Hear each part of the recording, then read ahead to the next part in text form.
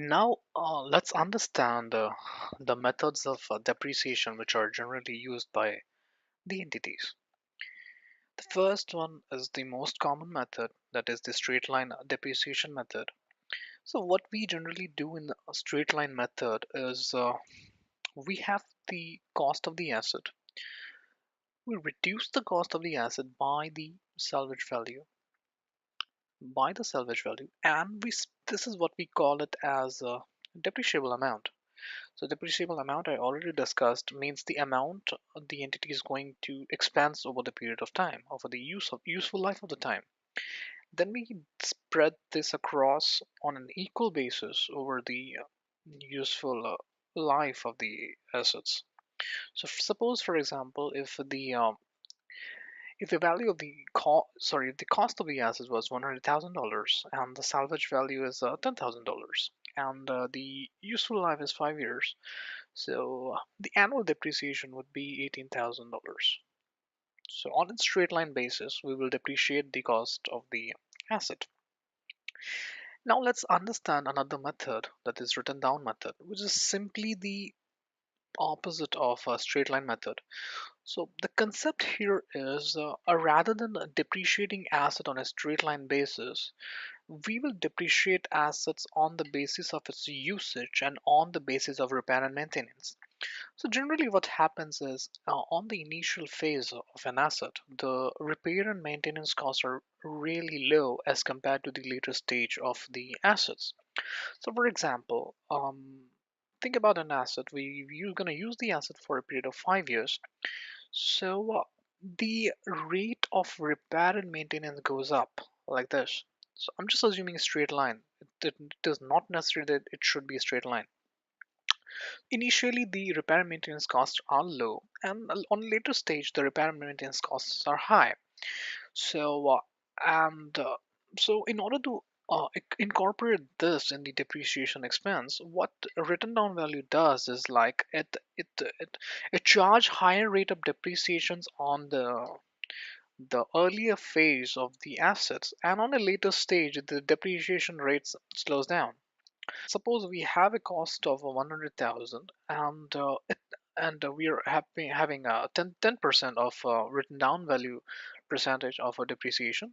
Then in such a case, written down value is computed on the net book value, whereas a straight line method is depreciated over the term based on the depreciable amount. Here we are applying percentage on the net book value. So on an overall basis, the net book value reduces, hence the amount of depreciation reduces. Third method is double declining method. This method is just a substitute of a straight line method, but it depreciate on a accelerated basis. So depreciation is charged on an accelerated basis, which means that suppose, I'll explain it with an example. Suppose the cost of the assets is $100,000. And one more thing, I just want to make you understand that under double declining method, we do not use the salvage value anywhere. We do not incorporate the salvage value. Suppose the cost of the asset is $100,000 and the useful life is around 10 years. So the depreciable amount per year would be 10,000, and which is 10% of the cost of the asset. So on the double declining method, we need to double this percentage, which is 20%. So we need to apply 20% on the cost of the asset over a period of time. So that is what we call as a double declining. So it's a double of a straight line method. So another formula is 100% divided by the useful life of the asset, multiply it by 2. So this is another formula to arrive at 20%. Let's check. 100 by 10 is 10%, multiply by 2 is 20%. So this comes this. So this is another form of charging depreciation on the assets. Another form is units of production method. So this method is generally applicable in case of any quarries or mines or any kind of a natural resource environment. Think about this field. Think about this field. This field have some kind of a materials or minerals, and the total quantity of material that can be extracted from this field is suppose 100,000 kgs. Now we have extracted only 40,000 kgs. So logically we have to depreciate this land by 40%.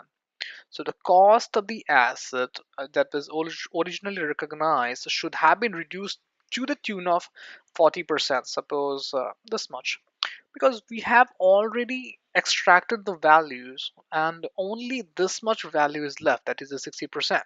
So the total cost of the asset should only reflect the 60% of value from that asset rather than reflecting the 100% as it is.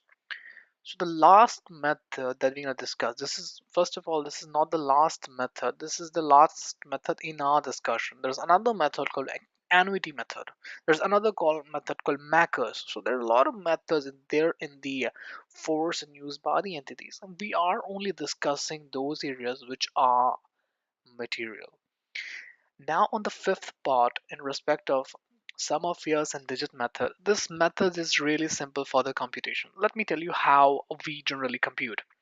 Suppose the total number of years of useful life of the asset is suppose 5 years, 1, 2, 3, 4, and 5. So at the end of each year, we need to compute the remaining useful life. So at the end of each year, we compute the remaining useful life. So after 1 year, the remaining useful life is 4 years. After 2 years, the remaining useful life is 3 years, 2 years, 1 year. So at the end of fifth year, there is no useful life. So the sum of this is 10, 7, 9, and 10. What we do, we assign a percentage, 40%, 30%, 20%, and 10%.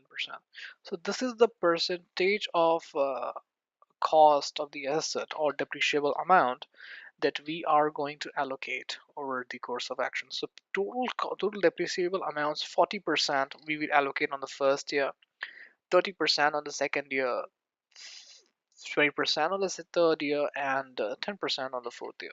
So this is the allocation that we do in respect of sum of years and digit method.